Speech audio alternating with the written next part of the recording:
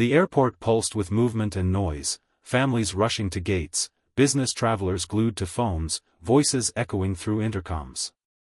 Amid the chaos, Amara Johnson moved quietly, unnoticed. She was in her late 30s, dressed in comfortable jeans and a navy blue sweatshirt. In her hand, she carried a weathered book, Flight Mechanics and Human Factors. The cover was bent, the pages worn from years of use, but she held it like something precious. As she approached the plane, she nodded politely to the two pilots standing near the cockpit. Her smile was warm, but their eyes slid past her without acknowledgement. They were distracted, focused on checklists and last-minute adjustments. To them, she was just another passenger, one of many boarding that afternoon flight. Amara didn't take offense. She was used to being overlooked.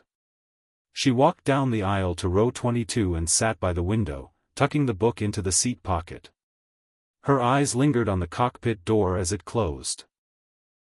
She knew that world well, the blinking lights, the hum of instruments, the weight of decision-making at 30,000 feet. What no one on the plane knew was that Amara had once been in that seat. She was a licensed pilot, a decorated Air Force engineer, and a flight instructor who had trained dozens of young aviators. But today, she wasn't in uniform. She wasn't introduced over the loudspeaker. Today, she was invisible.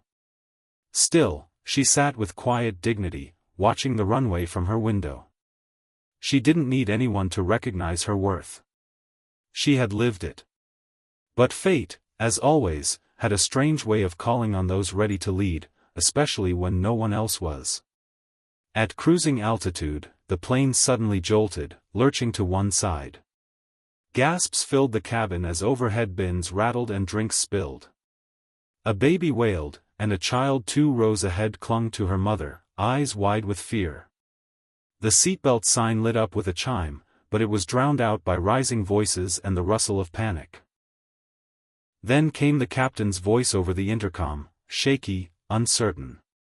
"We're experiencing unexpected system failure, please remain calm." But calm was the last thing anyone felt. Fear moved like a wave through the cabin. People gripped their armrests, murmuring prayers. One man shouted for answers. A flight attendant, rushing to assist an elderly passenger, stumbled and collapsed to the floor. Amara sat still for a moment, her heartbeat steady despite the chaos. She saw the fear, not just in the passengers, but in the crew. Their training had limits. And this was beyond it. She scanned the aisle, assessing the moment like she had done so many times in simulations and real emergencies. Her instincts kicked in, not fear, but focus. Leadership, she knew, wasn't about uniforms or ranks. It was about stepping forward when others froze. And right now, that's exactly what she had to do. Without hesitation, Amara unbuckled her seatbelt and stood up, steady despite the trembling floor beneath her feet. People turned, startled, but she didn't waver. Something inside her had shifted. The moment had come. Amara rose from her seat with quiet authority, her voice cutting through the panic like a steady beacon. "I'm a pilot. I need access to the cockpit, now." Her tone wasn't loud, but it carried weight. It wasn't a plea. It was a command born from experience. A young flight attendant rushed toward her, eyes wide with uncertainty. "Ma'am, please return to your seat," he said, though his voice wavered. Before Amara could respond, a man nearby scoffed. "This isn't the time to play hero. Sit down before you make things worse." But Amara didn't flinch. She looked past them, past the doubt, and focused on the small, reinforced window in the cockpit door. Through it, she caught the co-pilot's eyes. He was pale, drenched in sweat, and fumbling with the controls. In that split second, recognition flashed between them, not of faces, but of shared training, of mutual understanding. He knew. Without a word, the cockpit door clicked open. The captain was slumped slightly, overwhelmed. The co-pilot stood aside. Amara stepped in, her back straight, her mind already calculating. She didn't look back. There was no time for debate. No time for ego. Just a plane in distress, and a woman finally seen for who she truly was. Inside the cockpit, chaos pulsed through every blinking light and warning alarm. The aircraft systems were in disarray, and the storm outside raged with blinding lightning and relentless turbulence. But Amara was calm. Her eyes scanned the controls with practiced precision, her fingers dancing over switches and instruments. "This system's overheating," she said firmly. "Divert auxiliary power from the cabin. Reset hydraulics. I've got the controls." Her voice was calm but commanding, no panic, no doubt. The captain, shaken and silent, nodded. The co-pilot, still tense, followed her lead without hesitation. In that moment, rank didn't matter. Experience did. As the aircraft dipped slightly, Amara adjusted the pitch, steadied the nose, and leveled the wings. Her breathing stayed measured. Her hands didn't shake. Outside, lightning streaked across the sky, illuminating the clouds in harsh flashes. But inside the cockpit, there was a new stillness, an anchor in the storm. The passengers, unaware of the specifics, began to feel the difference. The plane was stable. The descent was smooth. Amara guided the aircraft through turbulence and toward the nearest emergency landing strip. With every mile, tension drained from the cabin. And when the wheels finally kissed the tarmac, rolling to a safe stop, the silence that followed was heavier than applause.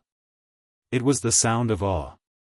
She had landed the plane like it was just another day, because for her, it was.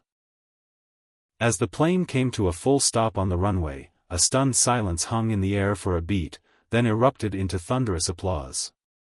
Passengers clapped, cheered, and some even cried. Relief, gratitude, and disbelief poured out in every expression. Flight attendants moved through the cabin again, steadier now, reassuring passengers.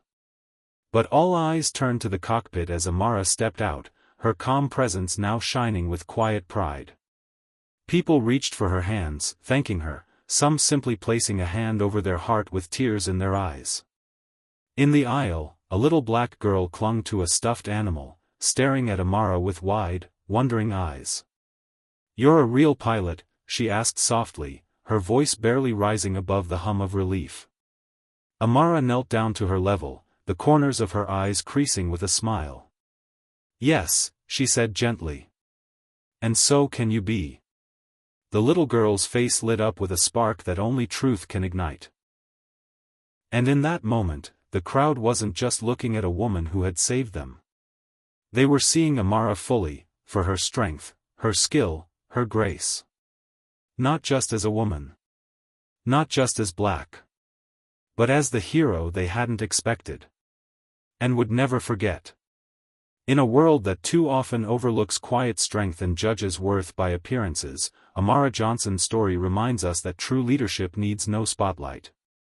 She was invisible when she boarded the plane, just another face in the crowd, but when crisis struck, she rose without hesitation, not for praise, but because it was right. Her courage didn't just land a plane, it shifted perceptions, broke barriers, and inspired a generation, one little girl at a time. In the end, this wasn't just a story about a woman who saved lives. It was about the power of being seen, the importance of staying ready, and the truth that heroes can look like anyone, especially those we least expect.